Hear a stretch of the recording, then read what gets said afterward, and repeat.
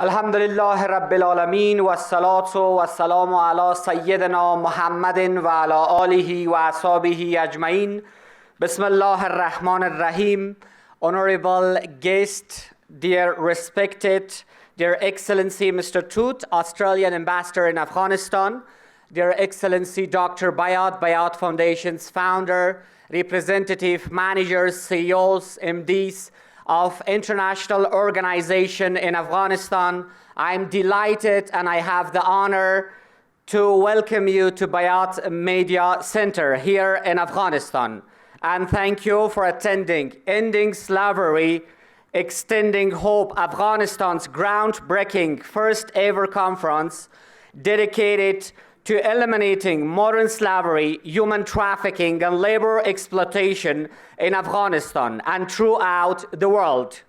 Today's deliberation will inform us, engage us, and most importantly, commit us to taking action to eradicate modern slavery and all other forms of labor exploitation. Before we begin, I want to call up on the stage Mr. Mujtaba to start our today's conference by reciting some verses of Holy Quran. Mr. Mujtaba.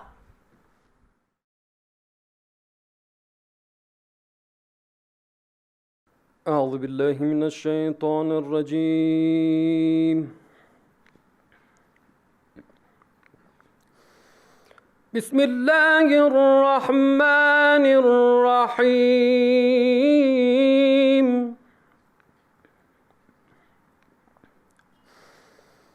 وجوه يومئذ ناعمة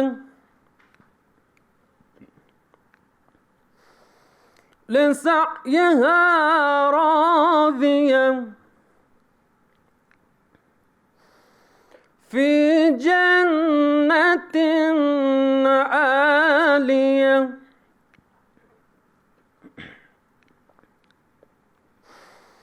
لا تسمع فيها لاغية فيها عين جارية فيها سرر مرفوعة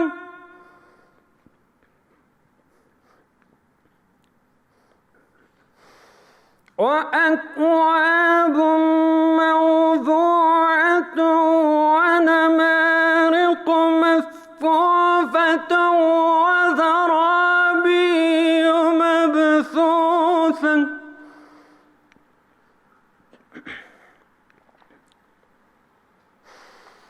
أفلا ينظرون إلى الإبل كيف خلقت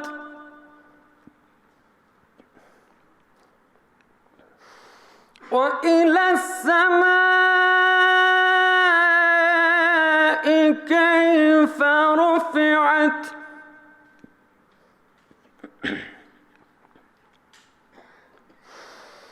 وإلى الجبال كيف نصبت وإلى الأرض كيف سطحت فذكر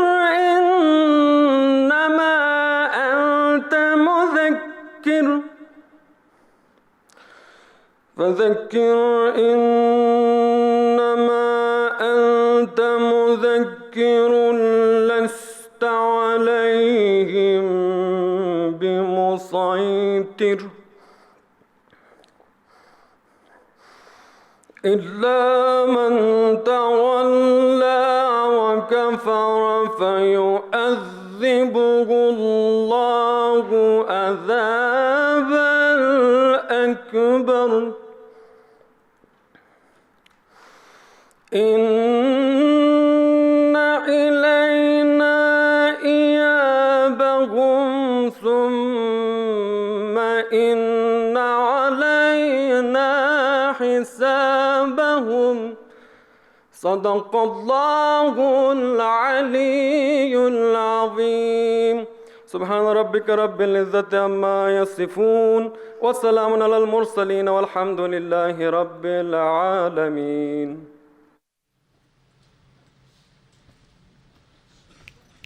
Thank you, Mr. Mujtaba, and I ask now that everyone here stand for the Afghan national anthem, Afghanistan national anthem.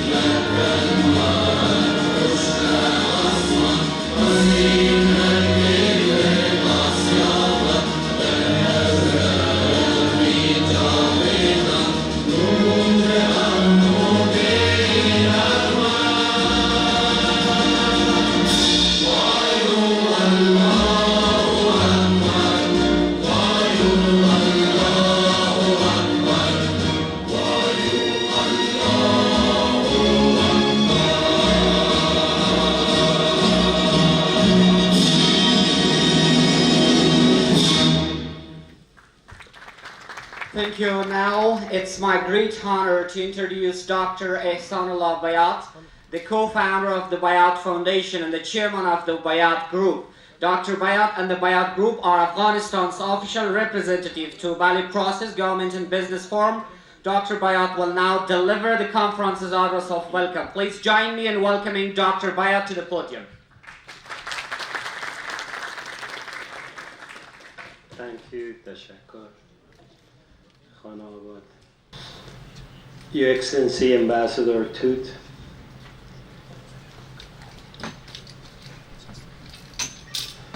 Minister Advisor and Chairman Farooqi of Kabul University, Mr. Aziz Rafi, Director of Civil Society, President Sydney, Mrs. Sydney of the University of American University of Afghanistan, and Mr. Jop from Cordate, or Yap from Cordate, and our esteemed panelists and honored guests. To the governments of Australia, Indonesia, and Mr. Andrew Forrest of the Walk Free Foundation, we are grateful for the sustained and exceptional leadership you have demonstrated in the fight against modern slavery and exploitation. And to everyone here who is dedicated to restoring freedom, dignity, and hope to the 40+3 million victims of modern slavery, human trafficking, and labor exploitation here in Afghanistan and throughout the world, it is my sincere personal honor to welcome you to Ending Slavery and Extending Hope, the first conference ever held in Afghanistan that is committed to ending modern slavery, human trafficking, and labor exploitation here in our beloved Afghanistan and every corner of the earth. I don't know if that could be corner of the earth or every part of the world, because the world is round, so, but in every part of the world, right, Mr. Sydney?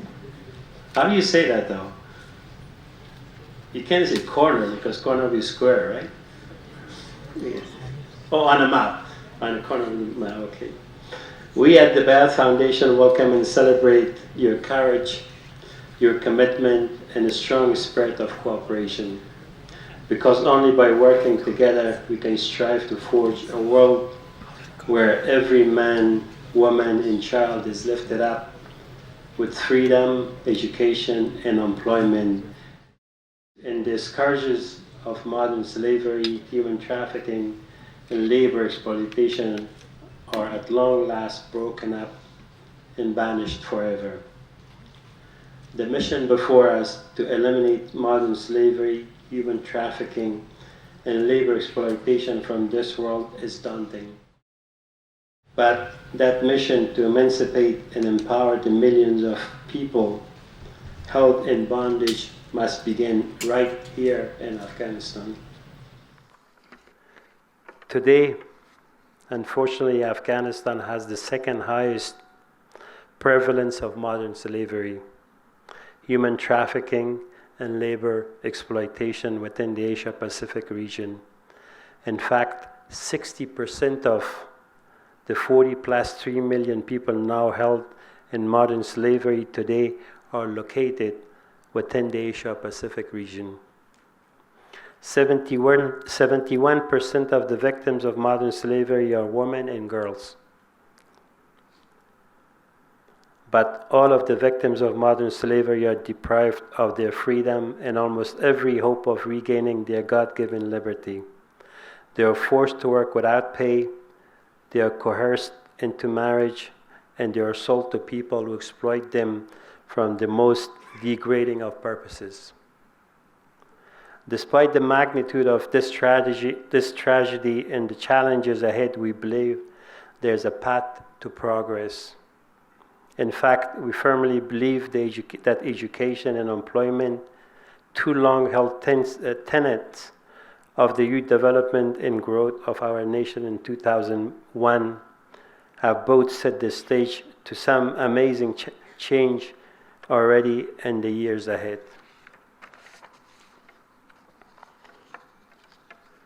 We have convened this conference today because our powerful and shared belief in justice and equal opportunity demands that we act now.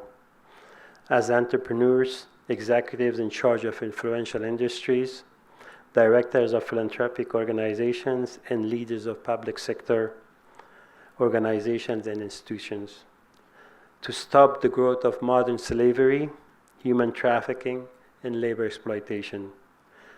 Together, we must encourage governments to build up the legal frameworks and ratify the international agreements which prohibit modern slavery, human trafficking, and labor exploitation. As founders, executives, and entrepreneurs, we must lead by example. We must develop corporate codes of conduct which ensure that we are sourcing our raw materials in a responsible way.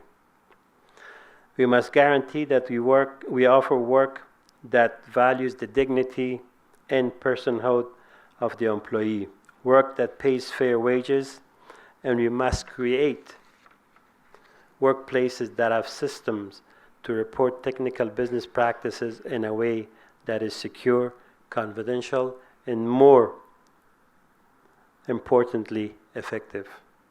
My friends, our conference today is really the beginning of a two-part mission that will far extend beyond this inaugural event today. Part one is demonstrating the vigorous and effective efforts undertaken by Afghan business, governmental and non-profit organizations to begin the elimination of modern slavery, trafficking, and labor exploitation in Afghanistan. We are a resilient and inspired nation. We know how to tackle hard problems in a productive fashion and have long cherished the potential of education, equal employment, and to open opportunity to overcome some of the world's most vexing challenges and restrictions. Part two of our mission is to develop the solutions which can provide people with the legal security, educational, and economic opportunity which can help protect them and prevent their descent into modern slavery and a lifetime of deprivation. Expanding economic and educational opportunities are the ultimate solutions to the crimes of modern slavery, human trafficking, and human exploitation, because where opportunity can be expanded, exploitation can be eliminated. Abraham Lincoln stated, "If slavery is not wrong, then nothing is wrong." Time has not diminished the truth and right of Abraham Lincoln's declaration. Today and together, let us make certain that this conference empowers us and inspires us to take steps and to plan great progress towards creating a world that is free of modern slavery, human trafficking, and labor exploitation, and filled with freedom, dignity, and hope. Thank you very much. For our distinguished guest in Dari and Pashto language, sorry, I have to say this in Farsi. I forget. Sometimes Mariam says that she doesn't know which language she speaks. برای میمانای عزیز ما که به زبان پشتو و دری صحبت میکنن، مضمون امروز ما شما روشن است. موضوعی از این است که کوشش کنیم که غلامی نو یا شکل غلامی نو و استفاده از کار و کارگر به شکل غیر انسانی ایره در قسمت کم ساختن از این و در قسمت بهبود به شرایط زندگی از اینا ما کمک بکنیم اگر بتانیم که از این که مردم ما را قاچاق خارج از افغانستان میبرن یا از اینا استفاده های منفی میشه، ایره بتانیم که در قسمت بهبود از این که این مسئله از بین بره. ما می کنفرانس راه انداختیم، کنفرانس بالی از موضوعات که یعنی ما از او الهام میگیریم یا از او الهام گرفتیم.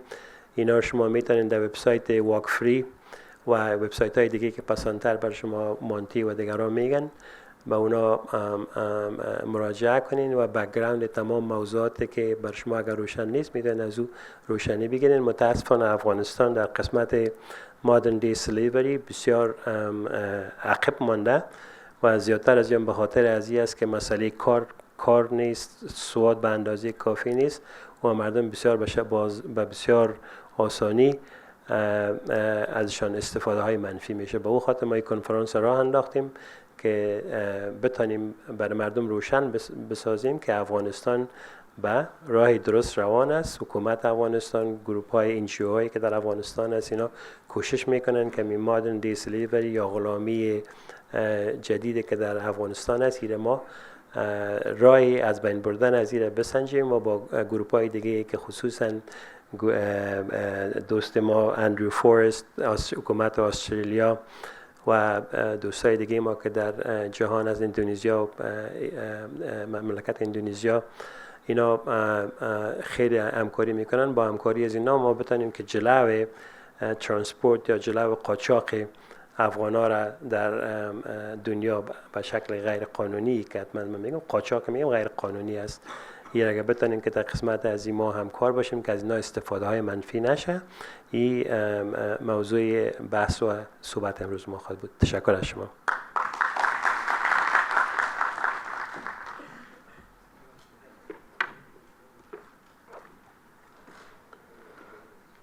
Dr. Bayat, thank you so much for your support and your inspiring call to action. It's now my honor to introduce His Excellency, the Honorable Ajif Todd, the Australian Ambassador to Afghanistan. Ambassador Todd will also speak about the vital issue. Please give our honored and esteemed guest a very warm welcome. Australian Ambassador. Good morning all. Let me congratulate you for taking the time to attend this vital, important event. Can I particularly acknowledge Dr. Bayat? I am a newcomer to Afghanistan, but I've quickly come to appreciate the extraordinary contribution Dr. Bayat and his foundation are making to Afghan development.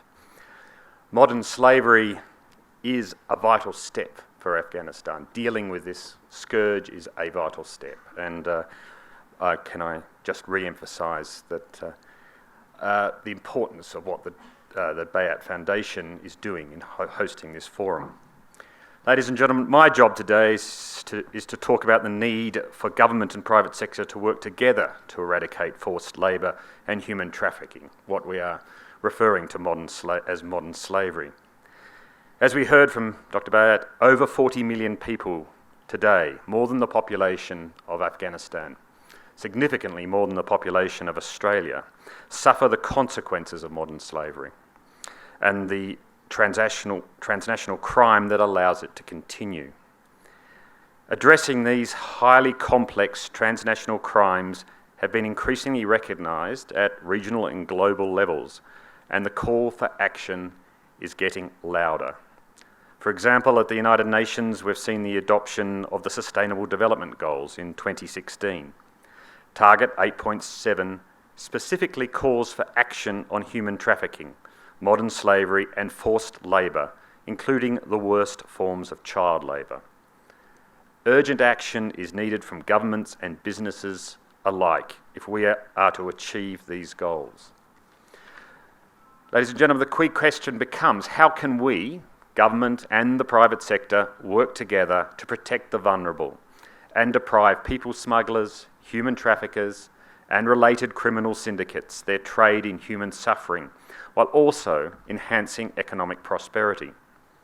Today, I'll share with you stories about our efforts in the Asia-Pacific region that are bringing government and business together in new and innovative ways to work towards achieving this goal in a principled and pragmatic way. This is especially vital, as we heard from Dr. Bayat, in the Asia-Pacific region. It is estimated that some 30 million victims of modern slavery live in the region, 3/4 of the world's total. Let me start with an example of implementation, and that is Australia's Modern Slavery Act. In Australia, it was the business community that took the lead in encouraging the Australian government to enact a Modern Slavery Act. Some of Australia's most prominent business leaders, like Andrew Forrest, who we all in Australia know as Twiggy Forrest, took the lead on this. Business recognised that this would help even the playing field and potentially create economic benefits. Australia's Modern Slavery Act entered into force in January this year. It aims to improve transparency and ethical recruitment practices within both the private sector and public procurement supply chains. The Act requires certain businesses, those with more than Australian $100 million in annual consolidated revenue, to publicly report on what they have done to address modern slavery risks in their operations and supply chains. This captures approximately 3,000 large businesses in Australia. In a world first, the Australian government will also be required to publish a modern slavery statement covering government procurement. But ladies and gentlemen, no one country alone can tackle these issues in isolation. Supply chains are global. They cross borders, so collaboration between countries, between international organisations is absolutely vital. In the Asia-Pacific region, countries are working together through the regional forum called the Barley process on people smuggling, trafficking in persons and related transnational crime. The Barley process is the premier regional platform for policy dialogue, information sharing and practical cooperation on these issues. 45 member states, including Afghanistan, comprising source, transit and destination countries for migrants spanning the region from the Middle East, all of the ASEAN countries to North America, including 4 UN organisations. Australia and Indonesia co-chair the Barley process, if you heard, which is led at ministerial and senior officials level. Ladies and gentlemen, while it has been successful, Barley process ministers recognise that much more needs to be done. Raising awareness within the private sector and engaging with business as a partner was essential given the scale and complexity of the challenge. This leads to the launch of the Barley process Government and Business Forum, which took place in Australia in 2017. The forum brought together ministers and business champions from each Barley process country to increase awareness of the problem and develop innovative strategies to tackle it. It focused on supply chain transparency, ethical employment, and safeguards and redress for victims. And can I take this moment to commend Dr. Bayat for stepping forward as Afghanistan's business champion.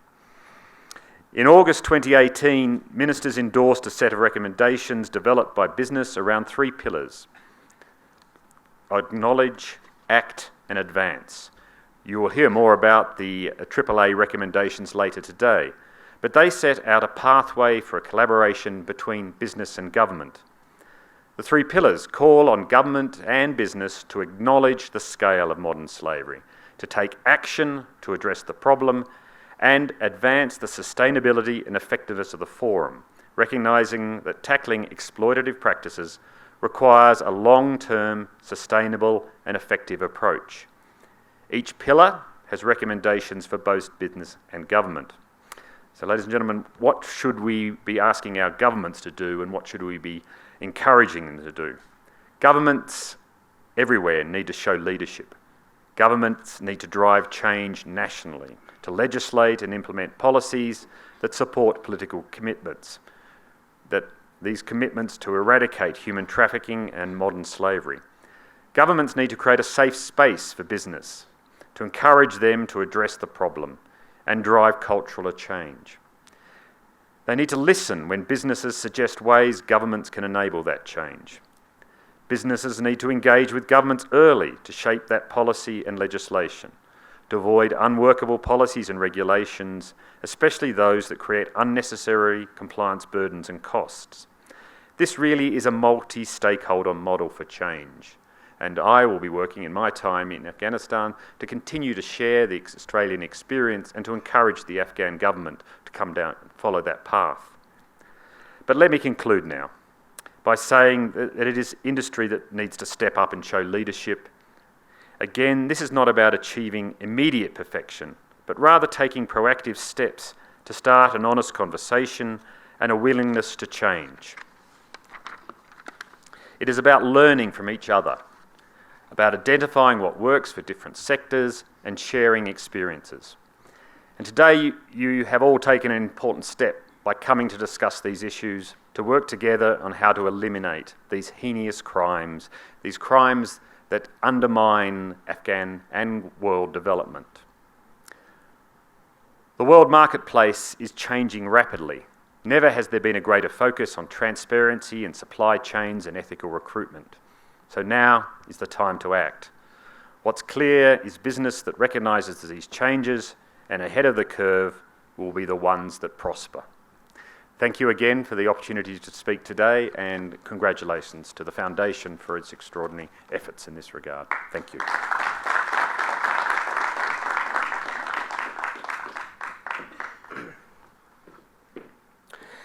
Ambassador Tooth, thank you so much. It's now my pleasure to present to you this visual presentation from Ms. Jean Morris, the CEO of the Walk Free Foundation, which will provide us with additional vital information about the mission and goals of the Barley process. Barley process. Barley process.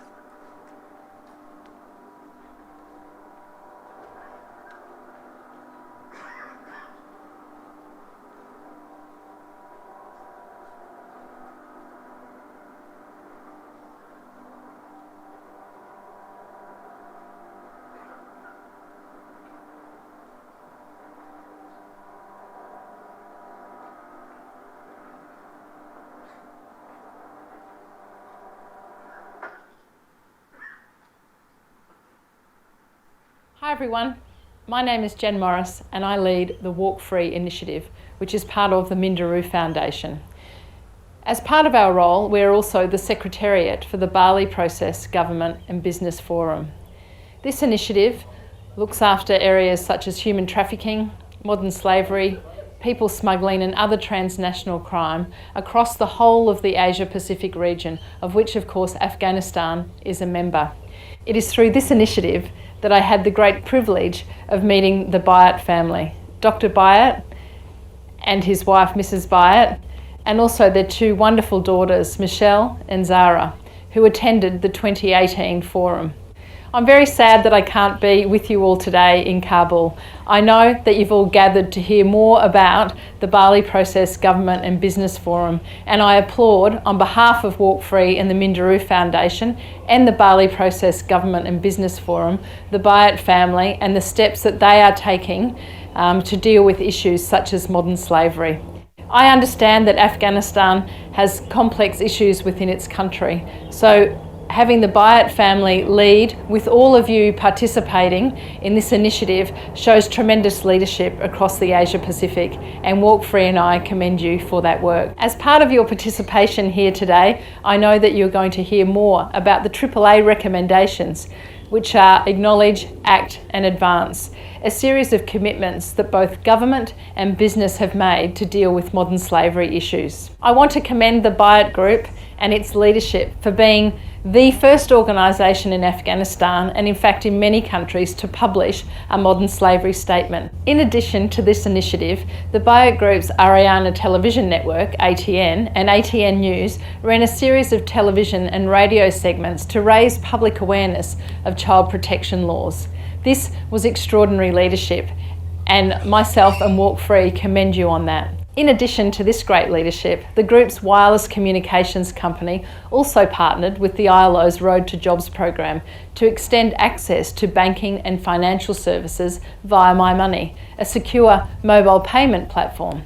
We congratulate the Bayat family, and in fact, I congratulate all of you for taking part, wanting to learn more about the AAA recommendations and the work that the Barley Process Government and Business Forum are doing across the Asia Pacific for governments and for business. I finally want to thank the Bayat Group for the family and all of the work that they're doing in this area. I look forward to your continued leadership and working with you on this. And for today, please learn, communicate, share information, learn as much as you can, and once again, congratulations on the leadership that you're showing in ridding the world of this horrendous human rights crime of modern slavery. Thank you.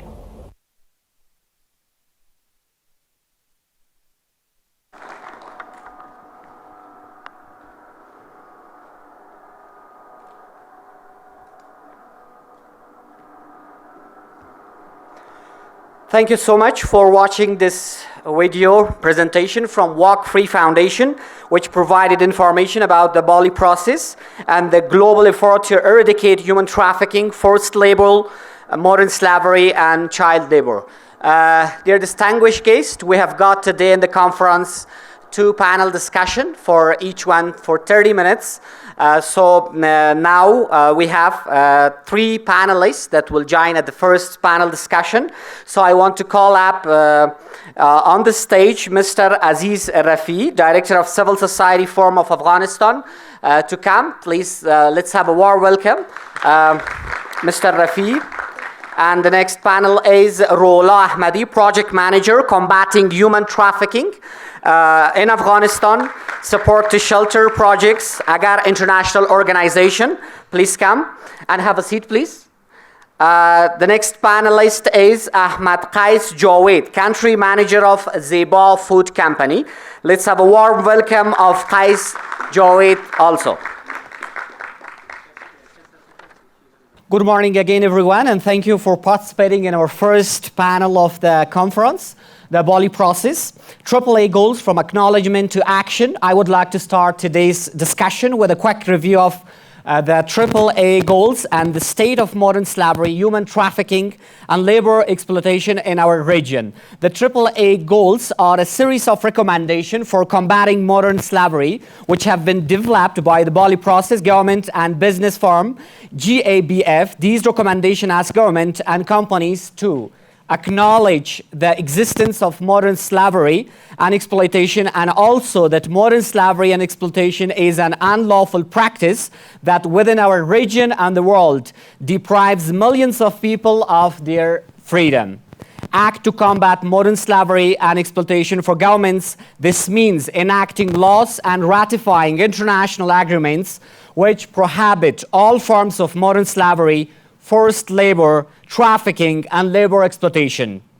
and advance the fight against modern slavery, human trafficking, and labor exploitation by encouraging governments and companies to develop long-term policies which combat exploitation in all its forms.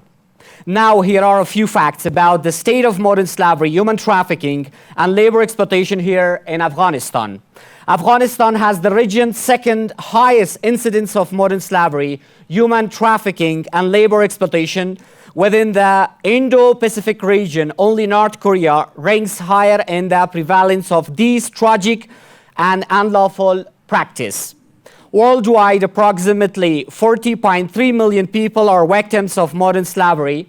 71% of persons held in modern slavery are women, and 60% of all victims of modern slavery live in the Indo-Pacific region. So now I want to ask my first question from Mr. Aziz Rafi'i by asking, how do you define modern slavery in the context of our own country, Afghanistan? Well, thank you very much, and a very warm good morning to everybody here. Thanks to the Bayat Foundation and Mr. Bayat himself for the organizing this very important incident for the first ever in Afghanistan. I believe this is a very important topic that we should talk.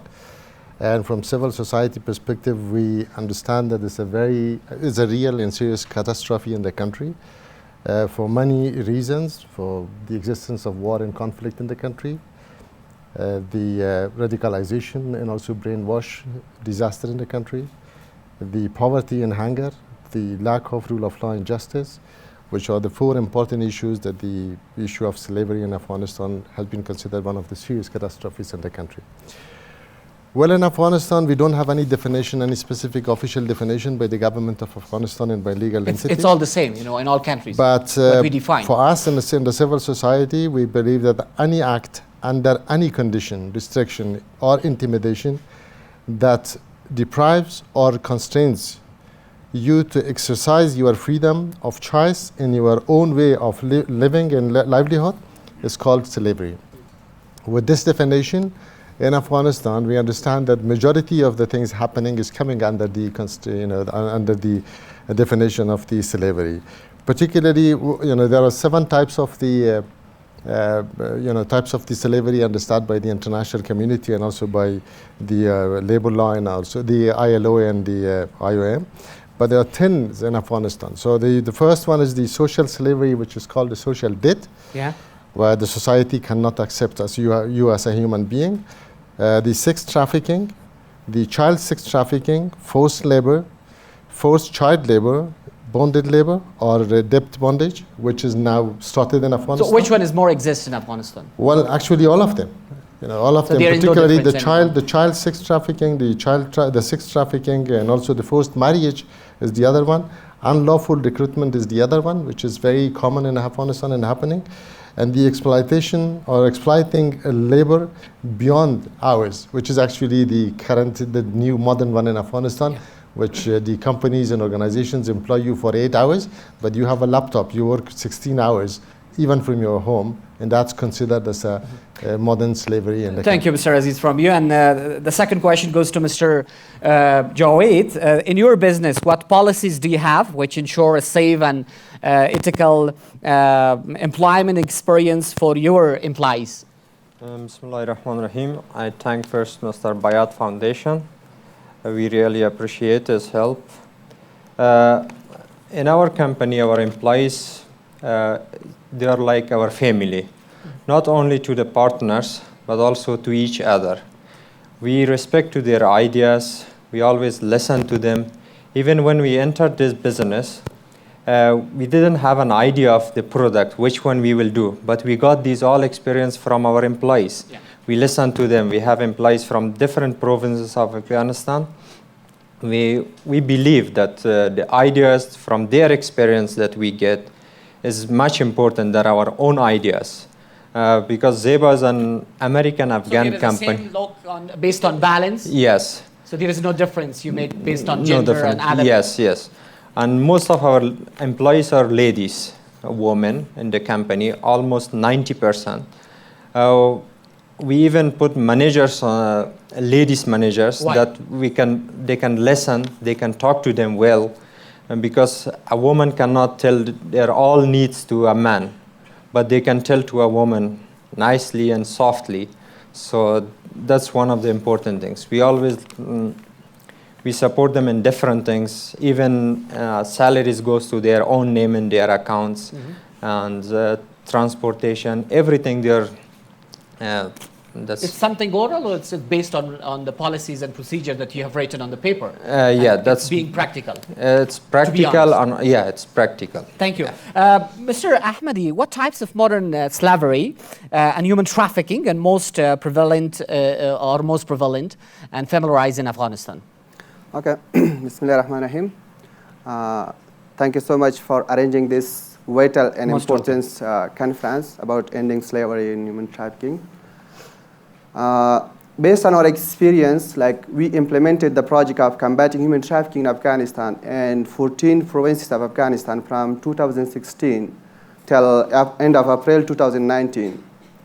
14 provinces. Yes.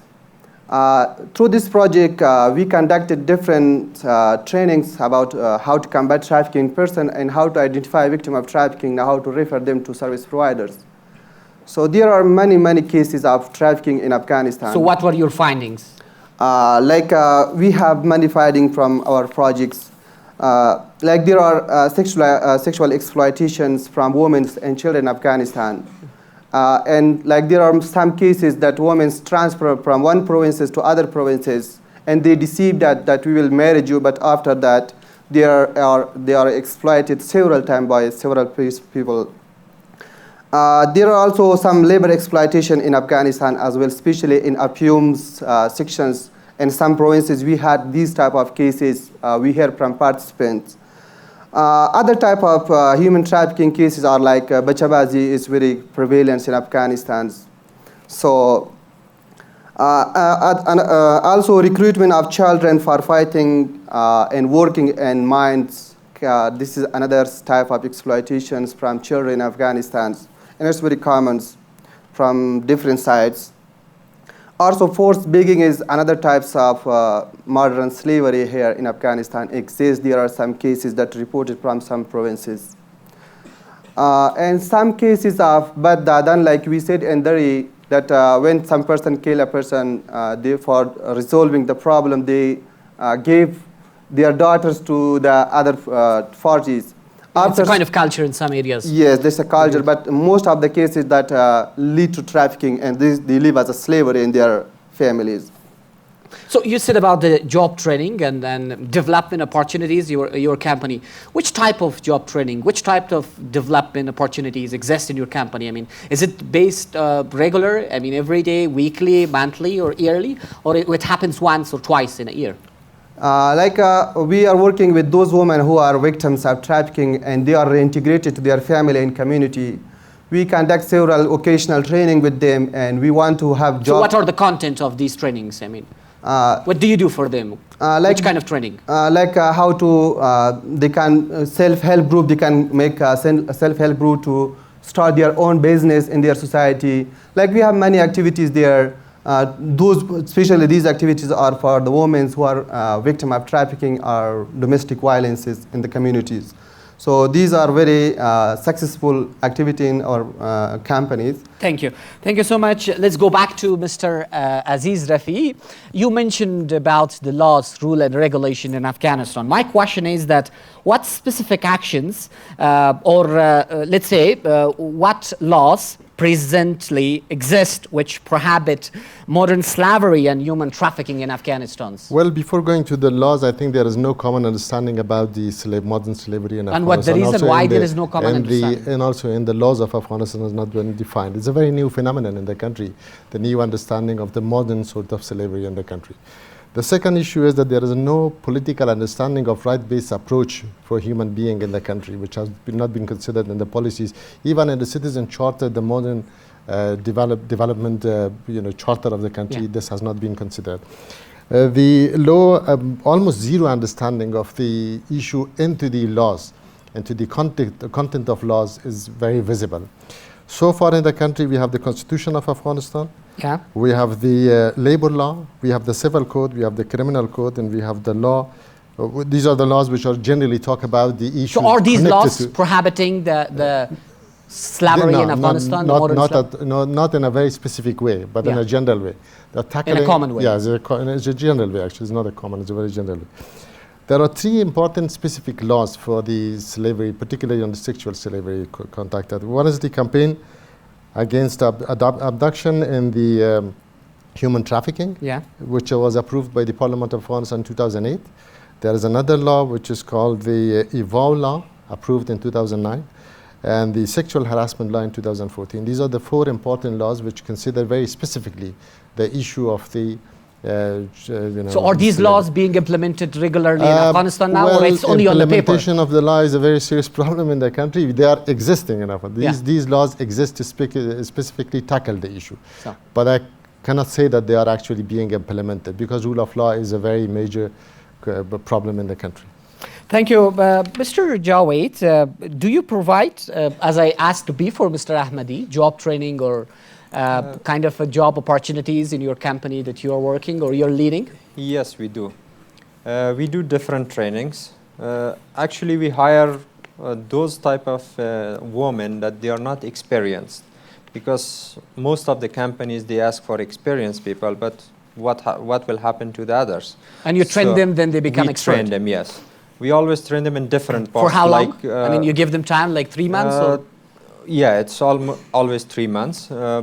We have different trainings, like whatever machinery we have, because it's a processing company, NATS processing, so we train them on those. And also we have English lessons to them.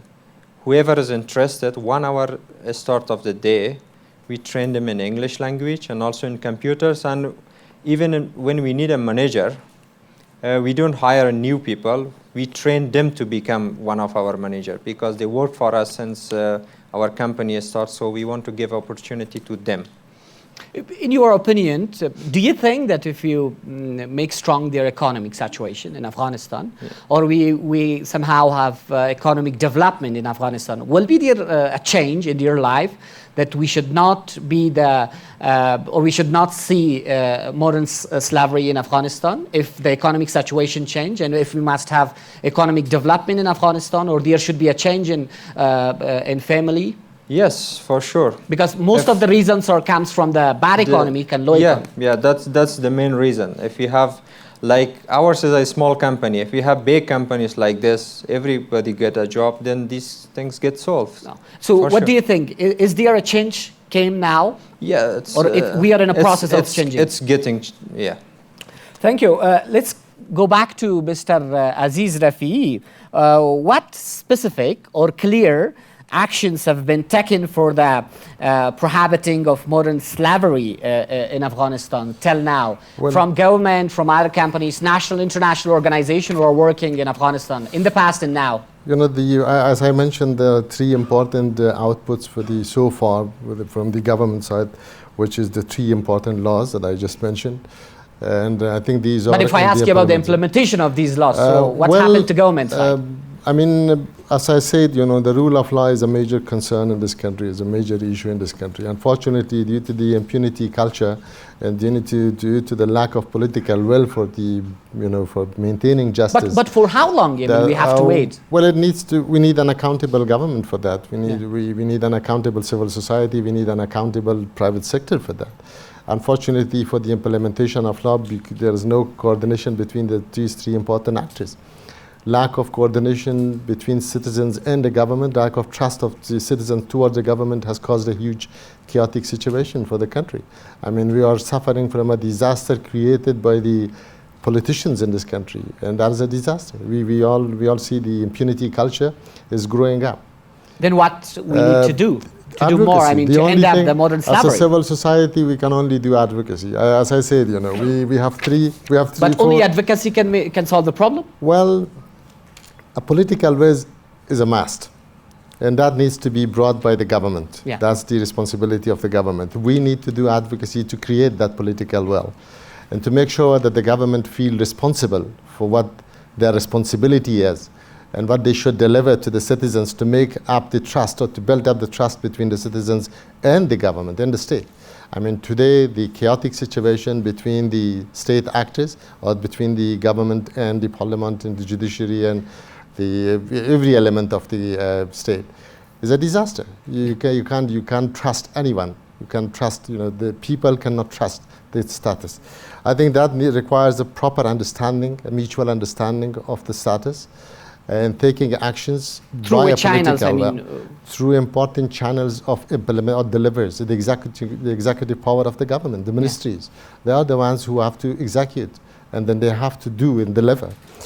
The citizen awareness is a very important issue. By the media to be given? Today we don't understand, the citizens do not understand if they are being sexually abused or not, sexually misused or not, are they being slaved or not. The understanding what happened with what happened with the advocacy? If we give awareness and there something happened, then who should take action on it? Because we have seen many cases that media, aired and broadcasted, but still it's ongoing or in a process, or the case is already closed. This reminds me from a very sad incident that we had in Samangan. In 2008, we started women awareness raising programs in Samangan. Yeah. And at the end of the year, we had dozens of women going and asking for divorce, divorce, to get the talaq. Yeah. And then we were defamed that the CSOs are trying to, separate man and woman in this society. And you have the news had the information that one of the men killed his wife in front of the court because we raised the awareness of the woman, but not raised the awareness of the man. So that created a counterproductive status. Yeah. So we lost a woman because she had understood that the life that she has at the home is not a human being life. So that she wanted to get rid of the man. That's so was that the awareness? Case, that's a sort of lesson that we have learned in Afghanistan. The awareness raising is important to give to the right people, to the right person, not to the victims. And the other issue is the lack of a coordination mechanism. Unfortunately, there is a huge coordination between which organizations? Between government, between the private sector, and between the civil society, which actually should create a conducive and trustful environment between the citizens and the state. Thank you. Mr. Ahmadi, which kind of procedures, programs can end up the modern slavery in Afghanistan? What should we have to do? The responsibility goes to who, mostly? Okay, before to come to that answer, I want to just briefly want to mention about the achievement of Afghan government and national and international civil organization in the last 2-3 years. With the technical support of IOM and TIP High Commissions, now we have a training manual for trafficking in person in the country levels, and which developed very comprehensively. Now they develop one TIP online database, and it's now implemented in 10 provinces that to record victims' protections and other sections in that database, and also develop a national referral mechanism for victim of trafficking. And also now we have TIP High Commission trafficking person, which is human trafficking, smuggling, a migrant TIP High Commission, which is in the head of Ministry of Justice, and each quarter they need to have meetings, and they need to make their planning and programming for combating trafficking. And what's the solution? Which kind of procedures and programs can end up slavery in Afghanistan? What do we have to do? First of all, we have law for combating human trafficking, smuggling of migrants, but like before mentioned, there is not normally implemented. So we need to implement this law. That will be very successful for combating trafficking.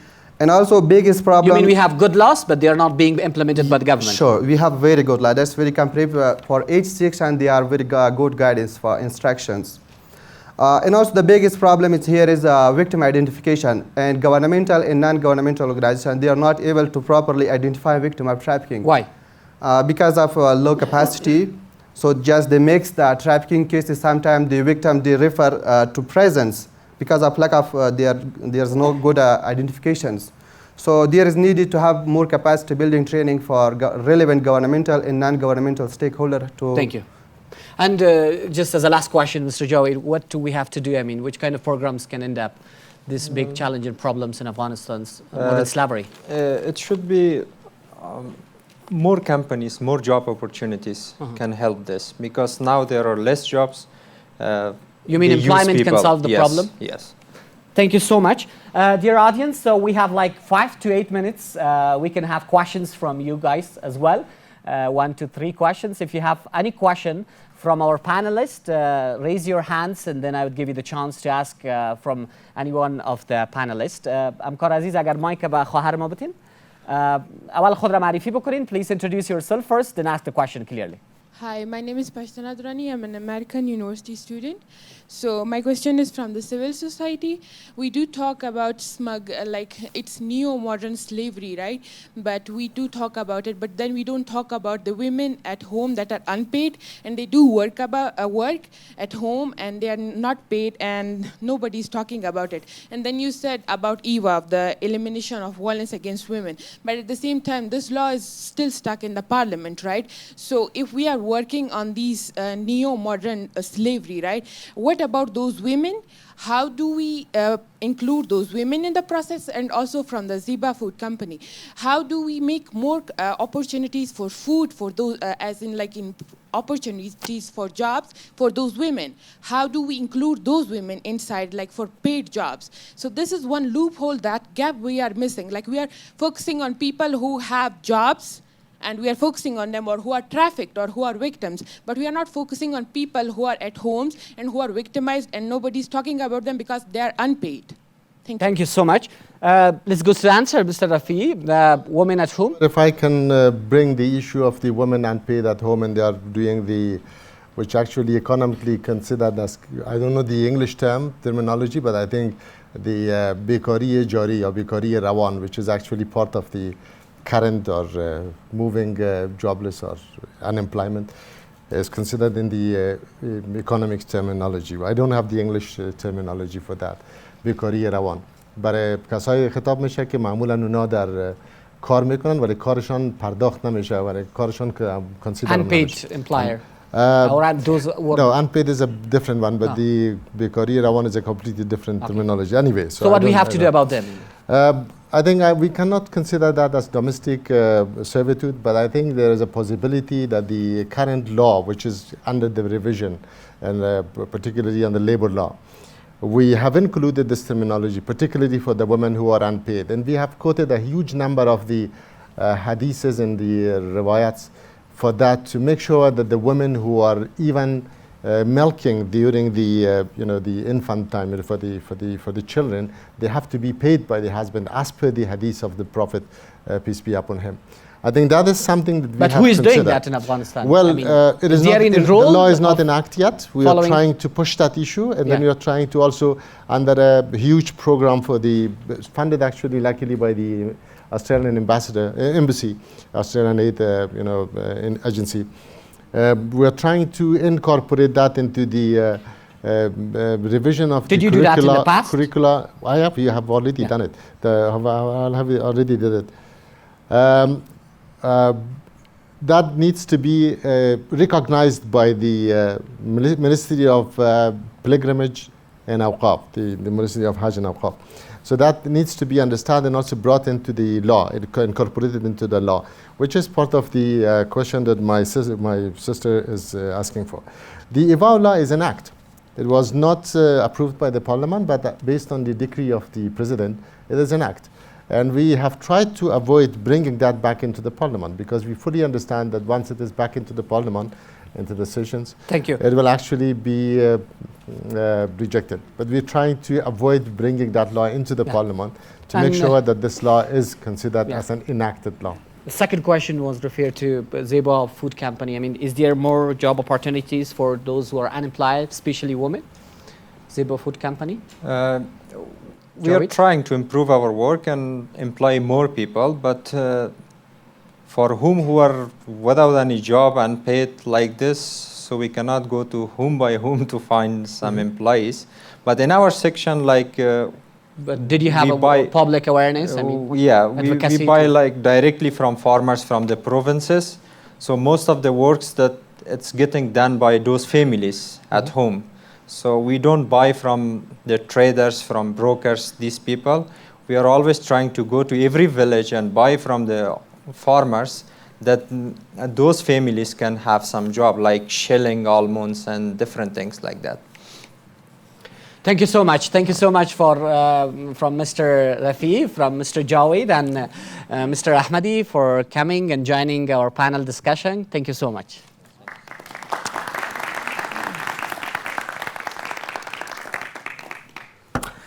Thank you so much from the audience as well. So at this part of our conference, one of our colleague, Mr. Humayun Afghan, has prepared a video, and he has interviewed some of our children and asking some questions from them about their problems, why they're working or doing heavy works in Afghanistan, as discussed before. So I want kindly from my colleague to play that video, then we would go to second panel and start our second panel discussion.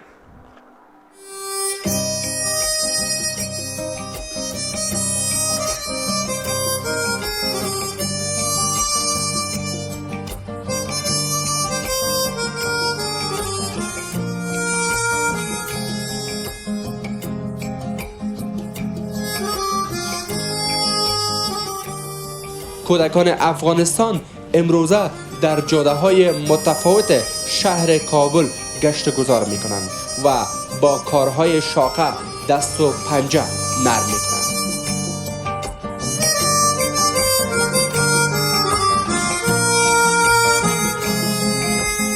پدر چی کار میکنه؟ پدرم کار نمیکنه. چرا کار نمیکنه؟ پدرم موچی از پیر است. بیادر کلان چی کار میکنه؟ بیادر کلان ندارم، 2 تا دارم چوچه هستم. خب بیادر کلان خودت چی کار میکنه؟ بیادر کلان خودم هیچ کار نمیکنه، پدرم کار نمیکنه. چند خور بیادر هستین؟ 5 خور هستیم، 5 بیادر، 2 مادر، 1 پدر. 5 تا خور داری؟ 5 تا بیادر داری؟ بله مادر. چند مادر داری؟ 2 تا مادر، 1 پدر. پدر 2 زن گرفته؟ مادر خودم میره در کوچه ها خیرات جمع میکنه، مادر دیگه هم در کوچه ها خیرات جمع میکنه. 2 ما 2 تام، یک بدرنگی میکنه، یک هم ساجق فروشی میکنه، یک بیادر بدرنگی میکنه، اردوش بدرنگی میکنه، یک هم گدایی میکنه.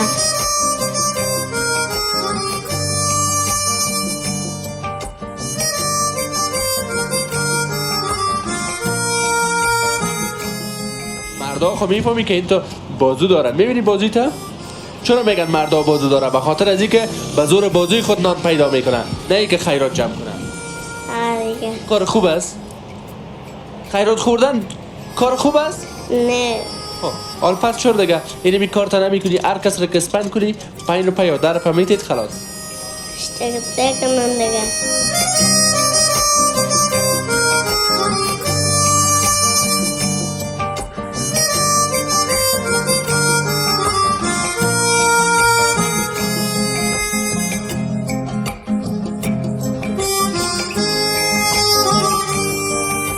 نامم مرزاست. مدت 3 سال پیش در روی بازار کار میکردم، ماشین وزن داشتم، وزن میکردم در پولی وزن هوا که گرم میشد او فروشی هم میکردم و مدت 3 سال میشد در کاشانه آمدیم در پولی که نجوری کار میکنیم، درس ها میخوانم، صف 10 مکتب هستم.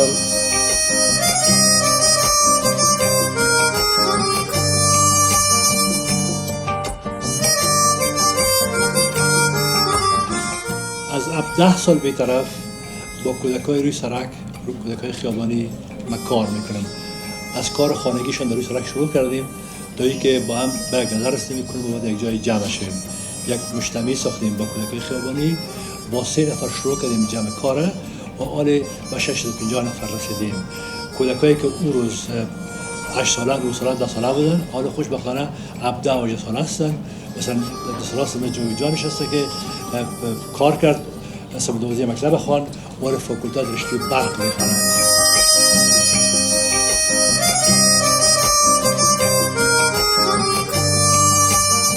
ما 7 ساله بودم، کار کردیم، روی مجبوری کار کردیم، نانور خانه نداشتم، اسپندی کردیم، بود پالیشی کردیم، موترشویی کردیم، کار کردیم، کارهای شار بوده، کار کردیم. حالی خوشبختانه با آقای سمندر روبرو شدیم، به درس خود به چیز خود رسیدگی میتونم دیگه میتونم. ما توانم شاید دیگه بچه های روی سرک میبردانم، دستشان میگیرم. چرا روی سرک فقر بیچارگی را دیدن.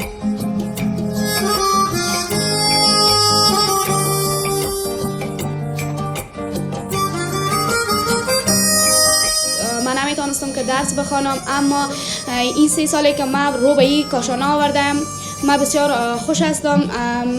کسب قالین بافی و همچنان خیاطی را یاد گرفتیم در اینجا.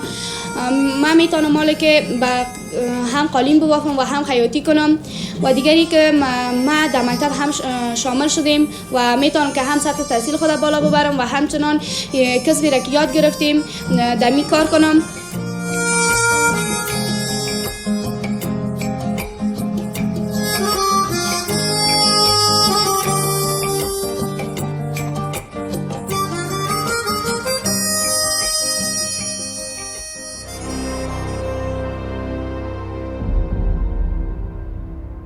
So let's have a big clapping for Moin Afghan, our colleague, and thanks from all you watched this video. And now we go to second panel discussion, and I want to call up on the stage Dr.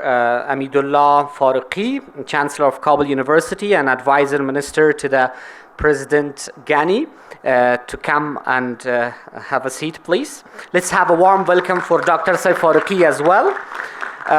The next panelist is Yap Van, Country Director of Cardit, to come on the stage. Thank you. Dr. Saif Tashrif dashte bashid. And the next panelist is Dr. Dal Walker from American University of Afghanistan to come. Thank you for coming, sir. And I call now on Mr. Murtaza Idris, founder of Afghanistan Business Summit and CEO, Piral Horizon Consulting. Let's have a warm welcome also for Murtaza Idris. Thank you for coming. Have a seat, please. Welcome back. Thank you for having patience. And we go to the second panel discussion. And we're going to talk about emancipate and empower jobs, education, and protecting important communities from exploitation. Receiving an education is critical to building lives that can provide people with opportunity.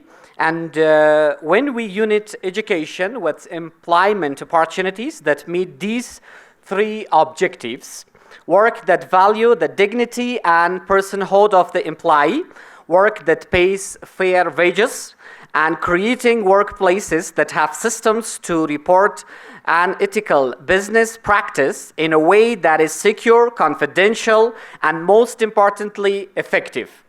That is the moment when we are providing communities that are important to exploitation with the economic security and knowledge through education that can play a vital role in helping prevent human exploitation.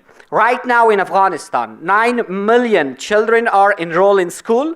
Girls comprise 3.7 million of all school enrollees. 300,000 young Afghans are enrolled at university. Young women make up 1/3 of 100 of the university population. However, 3.7 million Afghan children who should be in school are not, and girls make up 60% of the children who are not enrolled in school in Afghanistan. The Afghan unemployment rate is now approximately 25%. According to the World Bank, in 2019, 80% of all employment in Afghanistan is classified as insecure, meaning that the work is self-generated, day labor or unpaid, as asked before, my sister from the panelist. And approximately 8 million young Afghans are entering the labor market.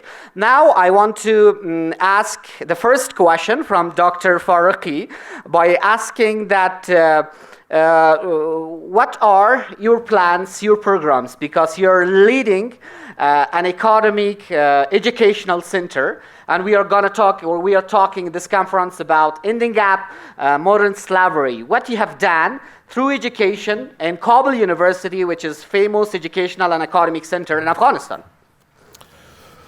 Bismillahir Rahmanir Rahim. Thank you so much for the very wonderful program, and let me congratulate the Bayat Foundation and my dear friend Dr. Bayat for very timely conference, and I feel honored to be part of this very important scholars and wonderful delegation here. regarding your question, I believe Afghanistan is going through a very historical path. Unfortunately, war and destruction in the past 4 years not only caused trouble for Afghanistan infrastructure and destroyed most of what we had in the past, and had a deep effect on our higher education and education system in general. Higher education suffered the most because we lost a lot of our faculty members, professors, and scholars who were leading these very important sector in the country, and also the foundation of higher education institutions. Thank God, in the past 18 years, by the will of God and also by the very extended work of our colleagues in our nation and by the help of our international friends and colleagues, we were able to stand on our feet. We did hard work to get, in terms of quantity, bring a lot of our kids, sons and daughters, back to higher education arena. And that sector, as you mentioned before, more than 300,000 Afghan young girls and boys are attending universities. We have more than 170 universities, public and private. And also we do have more than 6,000 professors and scholars in these universities, in public universities. And also we have about 135 private universities. But these are all numbers which comes in quantity. Exactly. I mean, aside of quality, if you talk about. I'm coming to that. Unfortunately, as I mentioned before, we lost great loss of quality of higher education.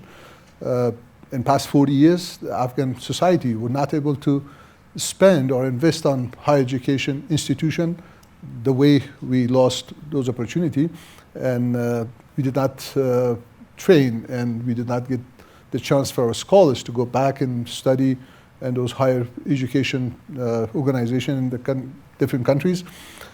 But right now we are coming back to that in past 3-4 years. The Afghanistan higher education system in general and a higher education ministry in particular, under the supervision of His Excellency the President of the country, because he's a scholar, as you know, we are trying to emphasize more on quality. Yeah. And that's by our strategic plan and also the strategic vision of the country. We are emphasizing how we can bring the higher education to those scale, and we equipped it with a scale, with the nation, with those notion to be able to connect our graduate to the market. The OBE system, which is outcome-based education, which is adopted exactly in 2017. We started at the Kabul University as a top quality and leading higher education institute in the country. We are adopting that system. Now we are having close relation with our colleagues of the private sector and also with the government entities to find out how we can equip our students to those quality education, and also the need of the society, the need of. So do we have other content and other subjects in Kabul University besides the end of the besides of the regular subjects that we are teaching in Kabul University? Not only subject, we are trying to create those corners for our students to be able to find out how they can equip themselves to go and find a job in the market. Right now, statistics shows more than 90% of our graduates are finding jobs without any difficulty. 15% of those are finding jobs right on the campus. The creation of relation between our university with the market and also with signing many MOUs with private sector and also with the other NGOs, with the government entities, they are able to find jobs and they be able to serve the country and also serve their subject and their expertise. Thank you so much. Mr. Jaap van, how we can solve this problem through employment and education? I mean, we have to end up the modern slavery in Afghanistan. And does it have a vital role when you talk about education, when you talk about employment, to at least can be a solution in Afghanistan? Yes, I mean, if you look at modern slavery, and we just watched a video. Thank you very much, Dr. Bayat. Thank you very much, colleagues from the Bayat Foundation. I even see another partner of Coordinate here, Hamidi Barg-McGee, Organization for Rule of Law. Thank you very much for the very good education you do to our incubators and also to our SMEs. in understanding the importance of following the rules and the policies properly on taxation and commercial law. What I just saw was very sad. It was a reminder of the very deep-seated problem that we have here. When we talk about modern slavery, in a way, you know, what we see with the street children, that's also modern slavery, and we need to help them as much as we can. Yeah. If I may say a little bit, perhaps, why I'm sitting here, should I? Yes. So I am the country director of a Dutch NGO, and we're working in and on fragility. And we're very much trying to engage with communities to help rebuild trust and also to build resilience, to help people to be resilient. We're also trying to very much work, not just providing relief to those that have great difficulty helping themselves, but even more important, to help create opportunities for people to help themselves, whether that's in the areas of security and justice. In which areas? That could be security and justice, that could be in healthcare, where we also, for instance, we have a Kandahar. Do you have exact numbers of, you know, you have done the services that you have done for people in Afghanistan, the Cardi? Does it have exact numbers for how many people? Now, if you look at an organization like Cordate, we're a very small NGO. Yeah. So for us, it is more about changing the mindset of the people, right? A lot of it is lobbying advocacy, and I believe one of my CSO colleagues just now mentioned where our role is. Yes, we have the potential to become a very big organization, right, and do the things ourselves, but that's the wrong thing to do. So certainly when you're an international NGO, you're here to help the local capacity. We call it localization. Yeah. So you want to work as much as possible with local partners. You want to build the capacity of your local partners. In this particular case, when we look at private sector development, we have a very invigorating Bright Future program, very invigorating. And it's a good partnership also of using civil society, of using private sector together in order to really help young people to find jobs, but also young people who want to start a business, to start their jobs, to help them to understand how do you start a business. You have a great plan, but how you get started, that's incubation. I mean, was it effective? What was the result? It's effective in the sense that, yes, we have very good results. Yeah. We certainly are exceeding our targets. Yeah. But when you look at targets, the targets are not 10,000 or 30,000. The targets are much more in the sense of testing out the concept. Now, what is innovative about this concept is the ecosystem. So one of the very first things we realized, the problem of young people not being able to start new business because their father is not a rich man, is not a connected person, or they don't have a big network or a big family. They are an outsider. They have been educated at Kabul University or elsewhere, but on their own. They have great ideas, but how do they get started? How do they get started? So we realized the ecosystem, the network, the hub is very important. And that's where we bring the different people together. Those that look for jobs, those that want to start a business, those who want to grow the business. The second two, so the ones that start the business, grow the business, bring the people from the first pathway, those that find the jobs. And then we teach them also about policies and the rules, and then help them find each other to make partnerships, business partnerships. Yeah. And we have very good results in that sense already, qualitatively. Thank you so much. And if we go to Dr. Walker, I mean, if you talk about American University of Afghanistan regarding our today's conference, what has done in the past and what's doing, if you talk about education and empowerment and the role of education and empowerment in ending at the modern slavery in Afghanistan. Well, like the members of the panel, I would like to thank the Bayat Foundation for hosting this forum.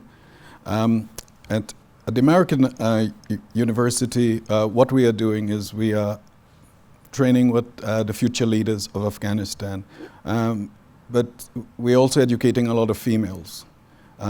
No society can reclaim its call to greatness if we are wiping out almost half of the population from the educational process, and that is females. So we're educating a lot of females. We're educating females in our law school. I think we need a lot more females as lawyers. They would help their community. We are educating a lot of females in IT, and that would help a lot of females who want to work from home. I spoke with a student a few days ago, a female student, and she said she wants to be a mother, but she also wants to work. And by having this is one of the examples. yes, by having a computer science degree or an IT degree, she says she can work from home because a lot of big corporations now are sourcing out work for people to work from home. So we are not only focusing on the elite within society, we're giving a lot of scholarships to people who came from very impoverished backgrounds, from all of the provinces. So these are things that we are doing because education is, the research has shown, is one of the greatest things that would reduce exploitation, and it also assists the individual who is educated. If they are exploited, they are less likely to stay in exploitation. If we talk about the factors of modern slavery in Afghanistan, do we have lacking of education? Do we have lacking of employment in Afghanistan, security issues, social issues? Which one do you think is the most, can play the vital role? Well, my degree is in international human rights law. Yeah. Afghanistan has all the tools, the legal tools, to deal with modern day slavery, exploitation. You are quite unique. If you look at the new constitution, you have incorporated the Universal Declaration of Human Rights into your constitution. It's at the beginning. So you have all the tools to deal with it. I mean legal tools. Yeah. But the problem is in implementation. The problem is implementation. Sadly, even certain institutions, including police institutions, they don't even know sometimes what is the law. So I think it is really education, but not only education of the young. We may need to be educating people who are in institutions as to what are their rights and responsibilities. Yeah. Thank you, Doctor. Let's go to Idris. Mr. Idris, according to the World Bank, Doing Business Index in Afghanistan ranks 167 out of 193 countries. What factors made you decide that Afghanistan was a promising place to launch and grow your company, to do your business and lead a company that you have? Thank you. Happy to be here, especially for Qusayf, who is my professor at Kabul University. It's an honor. It's a very tough question. I think people would have different reasons of doing business in Afghanistan. I think Dr. Bayat is one of the pioneers who came in 2002 and 2003 with AWCC. I think the number one for me has been, first of all, I'm from Kabul. I've been born and raised here, so this feeling about Afghanistan that if I work here and I create employment for Afghanistan, it gives me immense happiness. So there's a bit of patriotic factor there. But I think the other one is that countries like Afghanistan, where in frontier markets, risk is really high. But at the same time, if you're a pioneer, if you come early, you can reap high benefits. So I think there's definitely the profit if you understand which sectors to invest in. I think as Afghans, we also have... And if I ask you what you have done for ending up modern slavery, your company, I mean, through education like employment? Sure. That's a different question. So my company, Pearl Horizon Consulting and Business DNA, and also another initiative that we have, Afghanistan Business Summit, all of this, we work under three kind of service areas that we try to contribute to. Number one is job curation. It's a very big ambition. Number two is supporting entrepreneurship. And number three is private sector development. And all of that, we have done bits and pieces that we have been able to do as a private sector company. For example, through Business DNA, our work is very catalytic. It's not that we claim that we end slavery in Afghanistan, modern slavery in Afghanistan, but we catalyze. Yeah. I'll give you one example. We did one research on women-owned businesses in the country, and we found out that one of the major issues that they had was access to finance. Nobody basically lent to them. Majority of women do not own property, so banks don't lend to them because they can't provide collateral. Yeah. And one of the banks actually had seen this study, and they produced this a new product. It's called An-Nisa, and this is basically a savings and lending and kind of a financial product solely made for women. It's very low interest rate and everything, and that I think by now they have 1,000 or 1,100 customers, and that's the kind of impact that we can create through my work at Business DNA. We raise awareness, we give a lot of data information, and I think today's event is doing just that by acknowledging that the problem actually exists And through Business DNA, which is just it's not a big of an initiative, but it's basically a magazine that talks about entrepreneurs and tells people that if you start a business in the country, it can create jobs, and it's cool again. Thank you so much. Dr. Faraqi, what is the greatest challenge of delivering education or facing delivering education in Afghanistan that you found, because you're an academic man as well, and you have led in the past many companies, especially universities, schools, and other educational institutions in Afghanistan, out of Afghanistan, and you have been teaching for a long time. What you found that the more challenging and big problems in delivering education in Afghanistan? I believe in two areas there's difficulties. One in managing a higher education institution, and also the other part is to deliver and to teach and to train students. In the first area of higher education institution, how to run it. Unfortunately, lack of independency, lack of authority, bureaucratic laws and regulations, those are creating for the institution not to move forward in the fast path as they would like to, and they can lack of authority from which side? I mean, because sometimes authority is being taken, not being given, because it belongs to individuals who are working in institutions. Most of these institutions in Afghanistan, by our law, they are secondary stages by the governmental budget and many other authorities which they're given to them. And that's why those institutions, they do not have authority enough to move forward by their plan, by their program, by their capacity which they have. Unfortunately, those layers of authority, that create some difficulty and barriers and challenges. That's, I think, the most which I feel that right now, and I have the experience in the past couple of years, which I'm responsible for Kabul University. But in a class which we are trying, unfortunately, lack of technology, which we do not have that many, the curriculum, and that's most of the time, unfortunately. Is the curriculum still hold? Exactly, because we even though in the past 7 or 8 years, the Afghan higher education community try very hard to change the curriculum and update it, but still the international community, higher education moving so fast and so rapid. Unfortunately, we cannot catch up with that. That's why the technology. Thank you. And lack of technologies is the most barrier in our classrooms. Thank you. Let's take some questions from the audience as well. Please give the mic to my sister there. امو مایک به اختیار خواهر ما قرار بدین. Just you can ask about education and employment from the panelists. First, I want to thank the Bayat Foundation for organizing such an extraordinary program. I'm Zamira Hosseini, one of the political science student of American University of Afghanistan. My question from Mr. Farooq is that you said we prefer quality over quantity. How about those who are not able to get enrolled in the university, in public universities, and they are not also able to go to the private universities? Don't you think that it itself contribute to modern slavery? And the other question from the two our friends, I don't know their name, sorry, is that how the security situation in Afghanistan affects you to have or run your businesses and provide job opportunities and employment, and how it affects the international organizations to address modern slavery. Thank you so much. The second question was belongs to Murtaza Idris, so we're going to get one more question from there. Please give the mic. Mic به اختیارشون قرار بدید. بفرمایید. بفرمایید شما. بله. Hello everyone. My question is about. What's your name? Sorry. Sorry, my name is Amir Hadi Hosseini. I'm the founder and CEO of Idea Group of Companies.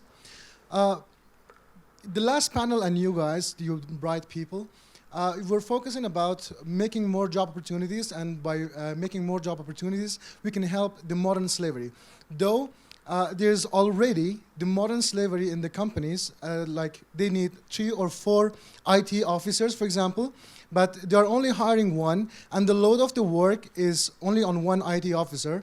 And that is a kind of modern slavery, because they need like 3 or 4 people, but they're hiring only one. So what is the exact strategy from the Business DNA CEO and founder, I think? What is the exact strategy for eliminating the modern slavery that you guys have come up with.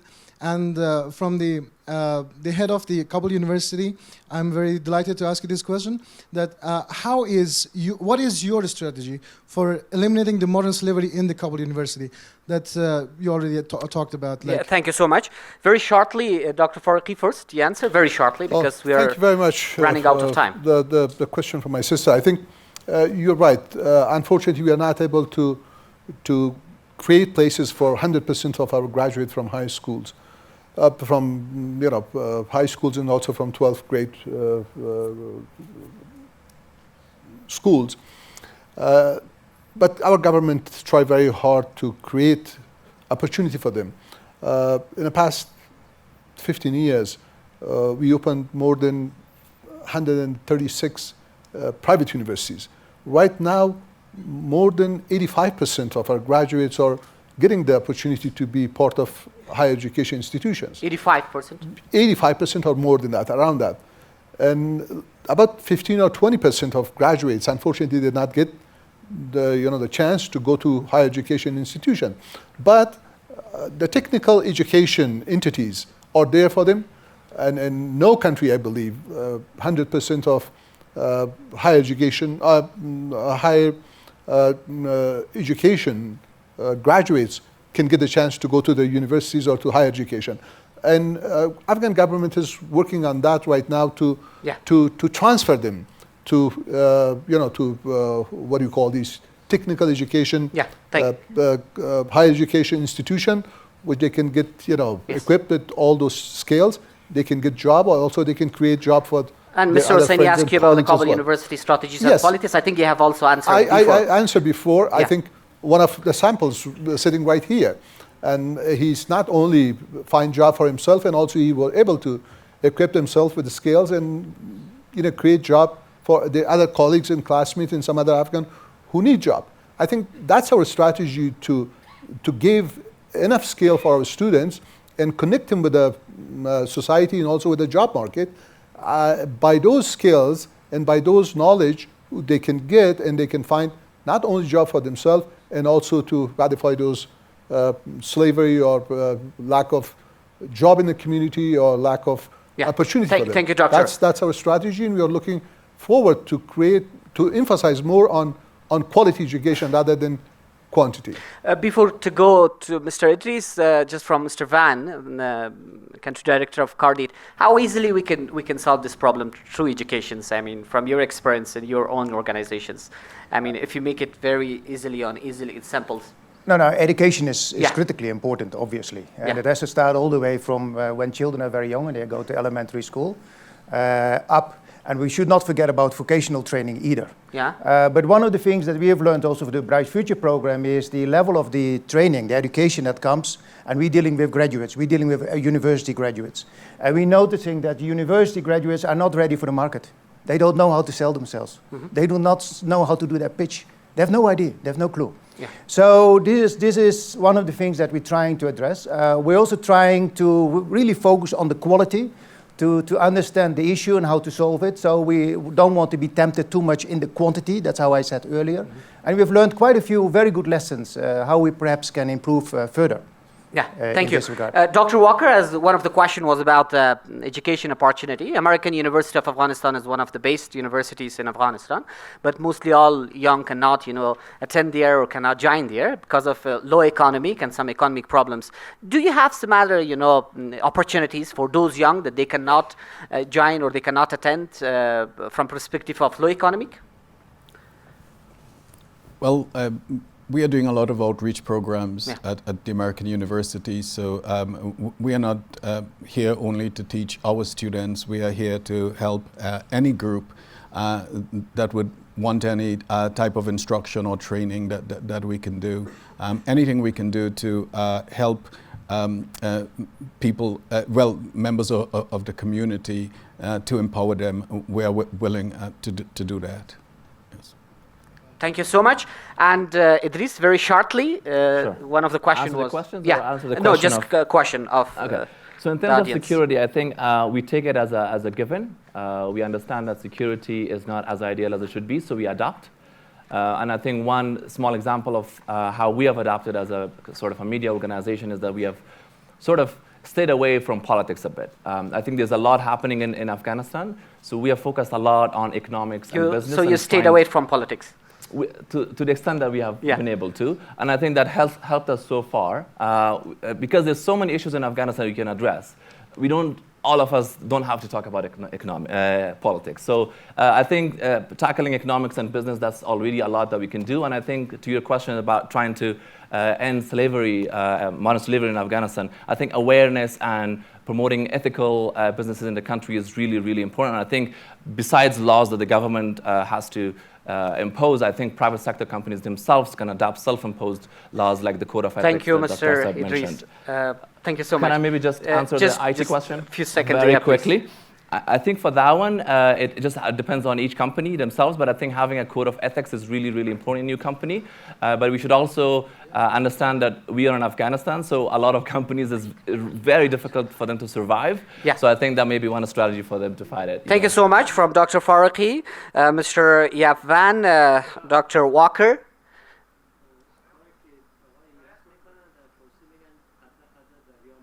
Bale.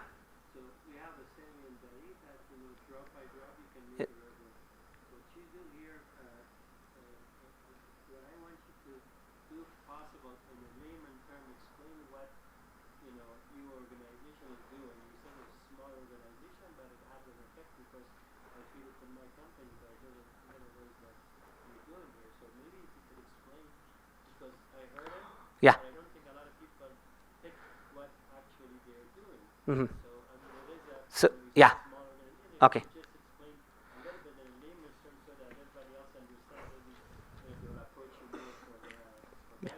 Mr. Van, please. In layman terms, so we are a Dutch NGO, a civil society organization. We very much want to work with people that have great difficulty helping themselves, right? So we want to be as close to the people that have the problem. That in which needs to be areas solved. exactly? At the moment in Afghanistan, so let me speak for Afghanistan. Okay. There's also, I think, for Codate where we have the most diversified program. So we're working very much pure on humanitarian aid, which is relief. We also have resilience, which I believe is one of the most important programs because you're helping people to help themselves. Private sector development, where we have the honor to work together with Bayat Foundation, HBRL, and other local partners to help young people find jobs, young people to start business, young people to accelerate their business, young people to find themselves in and Afghanistan? to partner in Afghanistan. We call it the Bright Future Program. It's a very exciting program. Yeah. Then we have what we call a health program. We have been very intensively involved in the past with the basic provision of basic health services and hospital services. Not anymore, and I think that's a good thing because the local NGOs are now able to take on what the international NGOs used to do. We are very much involved in what we call our security and justice program. We have a social contract on extractives. When we say social contract, it's meaning you look at the contract between the people and the government. And what you're really trying to do is you're trying to prevent conflicts that make it not possible to really take advantage of the richness that's there on the ground. And one of also a very exciting program that we have is called Lobby and Advocacy. It's a strategic partnership for lobby and advocacy. Like Bright Future Program, it's also funded by the Dutch government. And here we have several trajectories, and one of the trajectories is what we call inclusive and engendered peace. Yeah. Here we have worked very much with women CSOs, with women leaders, to try to make that point, also to the government to be part of the Doha process, to be part of the peace process. We went to New York, we went to Washington, D.C., and I think this was also a very exciting program. Maybe if I may want to say one more thing, which I think is really good, what has been established. Is for one of our programs, we have established provincial women networks in 15 provinces. We're now in discussion with the embassy to open... How many women? 30 women per province. Okay. So this is a grassroots provincial women network where they do evidence-based lobby. They talk with the women in the communities. They talk, what are your issues, right? Like they deal with domestic violence issues. They deal with child marriage. They deal with dowry. They deal with going to the Hajj. Then they are giving but from a woman perspective, right? And the good thing about it is it's built from the communities. So it's not something when Afghanistan was developed was in a lot of turmoil 15 years ago. We had very important CSOs being established, but they were established through existing power networks, which is critical. You have to start somewhere. But the good thing about the provincial women networks is there is no one behind it. These are the people themselves. These are the women leaders themselves. Yeah. And I think one of the coordinators of our provincial network, Barikshan, I think she is now the director of the Department of Women Affairs in the government. So they do very important work, and we want to do more of that. Thank you so much from all you guys who have joined me. Thank you so much. Please have a seat. Let's have a warm welcome for all of the panelists. The لحظات in this time of our conference, one of our colleagues, in production of Ariana, they have made an animation video about what is child trafficking or abuse. So I want from my technical team to play that video, and then two people will be speaking. و حالی از بخش تکنیکی تقاضا میکنیم تا او پیش از که این ویدیو پلی شود. حضار گرامی، مهمانان عزیز، موضوع کنفرانس امروزی ما در رابطه با ختم بردگی مدرن در افغانستان و در تمام منطقه، فرا منطقه و دنیاست. به ویژه فوکس اصلی ما یا تمرکز اصلی بنیاد بیات و نهادهای همکار ما به خاطر ختم بردگی که انجام دادن کارهای شاقه هست، محروم کردن افرادی که از حقوقشان محروم میشه و بحث ظلم و ستمی که انجام میشه به ویژه کودکان در افغانستان، اونایی که محروم میشن از دسترسی نداشتن به تعلیم، آموزش و پرورش در افغانستان، همچنان بحث بیکاری در افغانستان و این ویدیوهایی که شما پیشتر هم تماشا کردین و حالی به شکل انیمیشن ساخته شده که خود بردگی چی هست و یا بحث سوء استفاده از اطفالی که گاهگاهی در افغانستان بحث میشه چی هست در این ویدیو بحث شده و بعد از او دو سخنران دیگری هم در برنامه ما داریم. بسیار تشکر. پیش از درس امروز براتون درباره استفاده جنسی و قاچاق اطفال گپ میزنم. کسی میفهمه که استفاده جنسی و قاچاق اطفال یعنی چی؟ نه معلم صاحب. درخواست بر اشتراک در رابطه جنسی، برقراری رابطه جنسی با کودک یا استفاده از طفل بر مقاصد خراب. معلم صاحب خوب شد که ما را فهماندی. چند روز پیش یک مردک که نامش خمارخان بود من طرف خود کش کرد. گفت بیا که بریم برای تا اسکریم بخرم. باز مام از پیشش گریختم. آفرین بچه. ده تو وقتا از کاکا پلیستان کمک خواسته میتونی. اطفالی که قربانی قاچاق مواد مخدر میشوند بسیاریشان مربوط خانواده‌های نادار و غریب هستند. قاچاق انسان پرایدترین مصروفیت برای گروه‌های مافیایی به شمار می رود. مادر جان امروز استاد ما می رقم گپاره می زد. بعد از این رفیقای خودم می فهمانم که فریب آدمای خراب و کوچکرده نخورن. آفرین جان مادر. اینه ناق میگن که مکتب فایده نداره. خیر ببینه معلمتان بچی.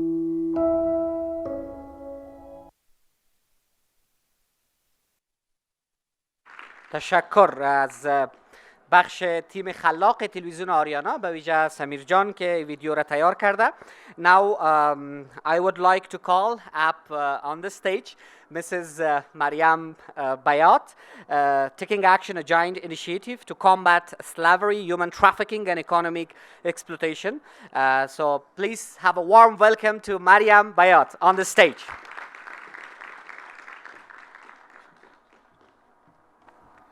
Good afternoon, everyone. First, on behalf of my parents, Dr. and Mrs. Bayat, and all our loyal and long-time Bayat Group and Bayat Foundation colleagues, I want to say thank you to everyone here today. Thank you for your unyielding determination to create a world where the evils of modern slavery, human trafficking, and labor exploitation are vanquished. A world where all people enjoy freedom, opportunity, and hope. Without your support and dedication to Afghanistan, we will not be able to transform our promise to eliminate modern slavery in all its forms into the new legal protections, educational, and job creation programs, which will empower Afghans, and we pray all people, to live freely and to flourish. Omayun's interview with the street children of Kabul that we just saw was both heartbreaking and helpful. We see the children's struggle, but just as importantly, we see the determination of people like Mr. Baki Samandar, who are trying their best to help these children improve their lives. We see the children's poverty and we realize that Afghanistan's need for help is great. So we roll up our sleeves and we get to work because our desire to help people live better lives is even greater. We all understand that we must nurture these innocent children. We must protect them from the lives of exploitation and want because these children are indeed the future of Afghanistan. Helping to build a better future, not only for our children, but for all Afghans, is the reason my family established the Bayat Foundation in 2006. And for 13 years, our partnership with the Afghan people has made steady, certain, and inspiring progress in providing Afghans with better healthcare, better education, life-saving emergency aid, and increased opportunities for sustainable economic development. Thank you all for partnering with the Bayat Foundation. Together, our collective determination to forge a world that is free from every type of modern slavery will help create a better future, not just for Afghans, but for millions of people in every, I have here in corner of the earth, but now I don't want to say corner, everywhere around the world. You here today are an inspirational example of the truth expressed by Helen Keller. Alone, we can do little, but together we can do so much. And together, we make this promise to all the millions of men, women, children held in bondage here in Afghanistan and throughout the world. We see you, we hear your cries for help, and you are not alone. And we promise you that we will accomplish our mission to liberate you from modern slavery and help you build new lives with freedom, opportunity, and hope. Thank you so much.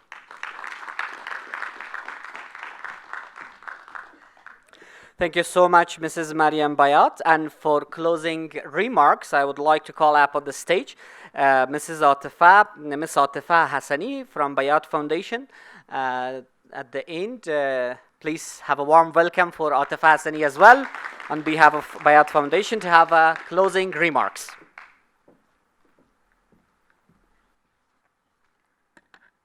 Hello, everyone. My dear friends from all over Afghanistan, my dear international friends. I'm so happy that I'm standing here. I'm so excited that I'm talking in front of you all. Thank you for attending Ending Slavery, Extending Hope, Afghanistan's very first international conference dedicated to eliminating modern slavery, human trafficking, and labor exploitation here in Afghanistan and throughout the world. We are very much grateful to our nations that we are very much grateful to our expert panelists and thoughtful audience member. Your ideas, your experience, and your projects have provided us with positive, powerful, and practical solutions. Thank you very much.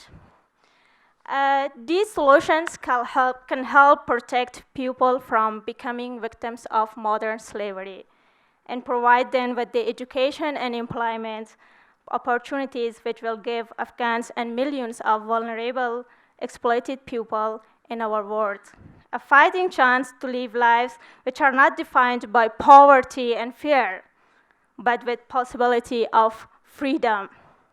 We have learned today that our efforts to eliminate modern slavery will not be accomplished easily or swiftly. Indeed, the fight to eliminate all forms of modern slavery must begin here in Afghanistan. Today, Afghanistan is the region's second highest incidence of modern slavery, human trafficking, and labor exploitation within the Indo-Pacific region. Only North Korea ranks higher. Worldwide, approximately 40.3 million people are victims of modern slavery.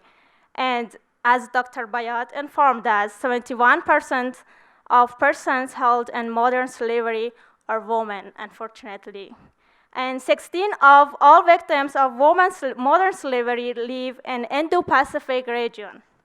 Yet, despite the modern slavery's tragic scale and scope in our young nation, there is reason for optimism, even in these darkest moments.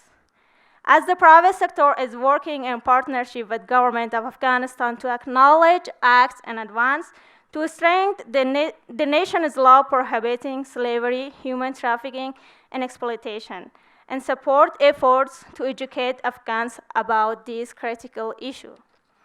Working in partnership, all partners in the campaign of eliminating modern slavery must be relentless in our determination to help ending modern slavery.